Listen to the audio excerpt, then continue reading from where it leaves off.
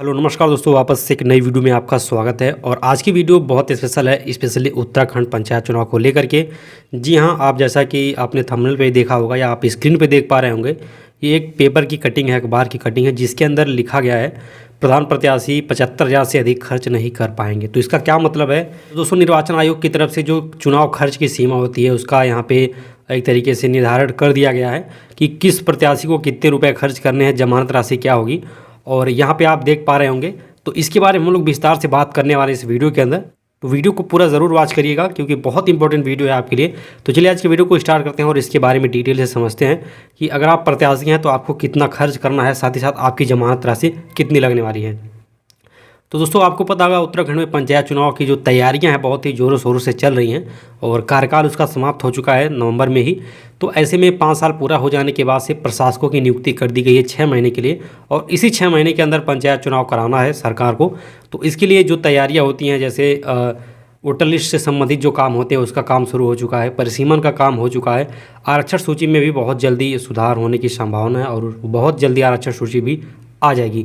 इसके साथ ही रोज़ कुछ नए नए अपडेट आते रहते हैं। तो ऐसे ही आज की वीडियो के अंदर हम लोग जो बात करने वाले हैं अब नए अपडेट के बारे में पंचायत चुनाव से, तो वो आपको पता होगा कि जो प्रधान प्रत्याशी होते हैं या जिला पंचायत प्रत्याशी होते हैं, तो निर्वाचन आयोग की तरफ से एक खर्च सीमा रखी जाती है कि आपको इतना ही खर्च करना है और इससे ज़्यादा खर्च नहीं करना है। तो उनको वो चीज़ दिखानी पड़ती है। इसके साथ ही उनके पास कितना धन है, कितनी प्रॉपर्टी है, ये भी उन्हें दिखाना पड़ता है। तो खर्च सीमा इस बार क्या होने वाली है, पिछली बार से डिफरेंट है, क्योंकि पिछली बार खर्च सीमा कम थी और 5 सालों में फिर से खर्च सीमा बढ़ाई गई है। तो इसके बारे में यहाँ पे हम लोग समझ लेते हैं विस्तार से।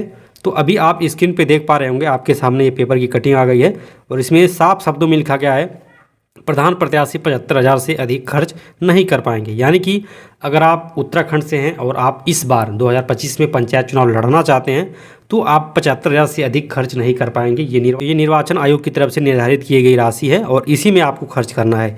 तो यहाँ पे आप देख सकते हैं, देहरादून मुख्य संवाददाता, आगामी त्रिस्तरीय पंचायत चुनाव, यानी कि जो अभी पंचायत चुनाव होने वाली है आपको पता भी होगा, इसमें त्रिस्तरीय पंचायत चुनाव होगा, जिला पंचायत सदस्य का चुनाव होगा, इसके साथ ही ग्राम प्रधान का चुनाव होगा और बीडीसी सदस्य का भी चुनाव होगा। तो त्रिस्तरीय पंचायत चुनाव में प्रधान पद की किस्मत आजमाने वाले प्रत्याशियों को चुनाव में 75,000 रुपये तक की खर्च कर पाएंगे।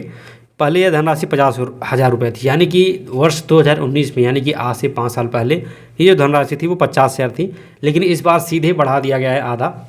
तो इसमें सीधे आधे की बढ़ोतरी होकर के ये 75,000 हो गई है। राज्य निर्वाचन आयोग ने विभिन्न पदों पर चुनाव लड़ने वाले प्रत्याशियों के लिए नामांकन पत्रों का मूल्य, जमानत राशि और चुनाव में अधिकतम खर्च की सीमित सीमा तय कर दी है। और इस संबंध में राज्य निर्वाचन आयुक्त सुशील कुमार ने नोटिफिकेशन जारी कर दिया है। तो चुनाव खर्च की राशि बढ़ाई गई है।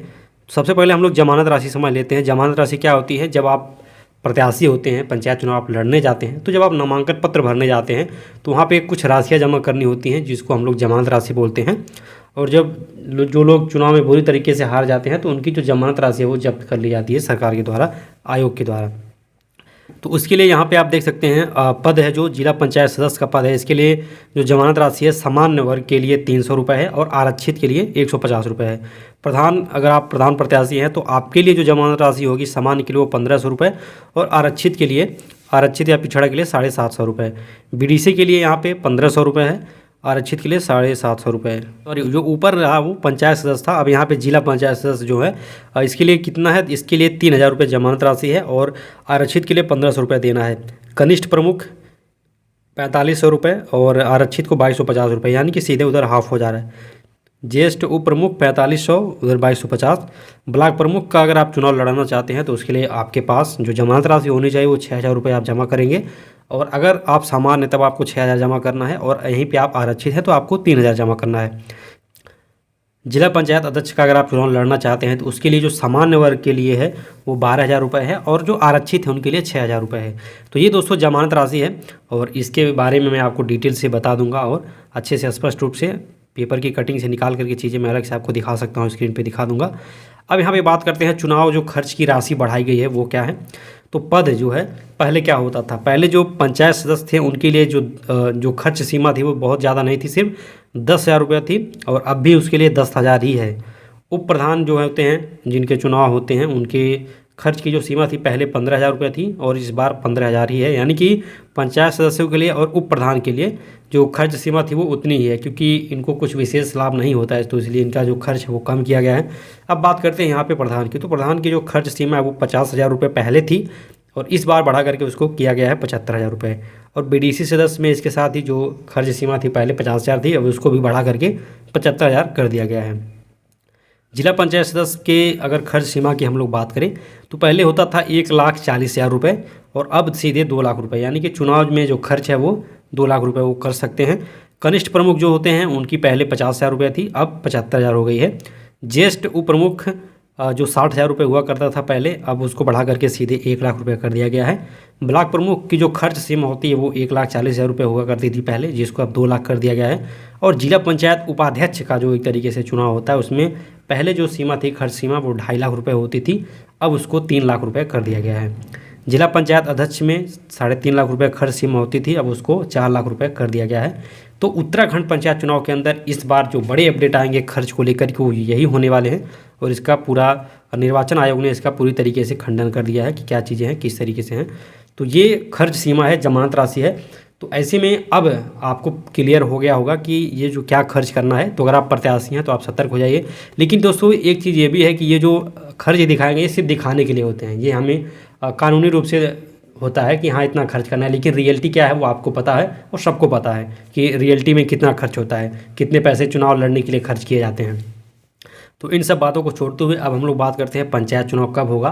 तो ऐसे में दोस्तों धीरे धीरे सारी चीज़ें क्लियर हो रही हैं, ठीक है। और कार्यकाल समाप्त हो गया है, प्रशासक नियुक्त कर दिए गए हैं और रोज़ नए नए अपडेट आ रहे हैं। तो पंचायत चुनाव की जो एक तरीके से संभावित तिथि की हम लोग अगर बात करें तो पंचायत चुनाव की संभावित तिथि मार्च से अप्रैल महीने के बीच में होने वाली, यानी कि जो पंचायत चुनाव वो मार्च और अप्रैल महीने के बीच में होगा। और अप्रैल तक जहाँ तक बात करें वो पंचायतों का नया कार्यकाल शुरू हो जाएगा।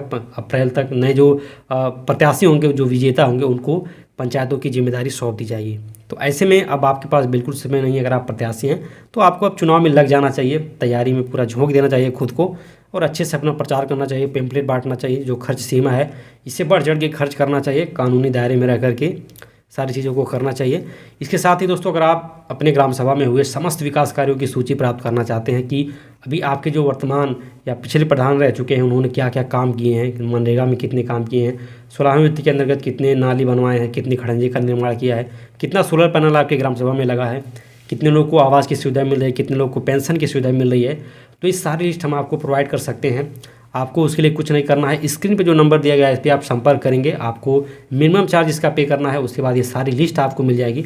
इससे आप एक अंदाज़ा लगा पाएंगे कि 5 साल के अंदर कितना पैसा आया होगा इस ग्राम सभा में विकास के लिए और कितना लगाया गया है। ये आप आराम से अपने से सर्वेक्षण कर सकते हैं, फिर जनता के बीच में जाकर के आप इसको एक अच्छा मुद्दा बना सकते हैं जो चुनाव में आपको काफ़ी अच्छी जीत दिला सकता है।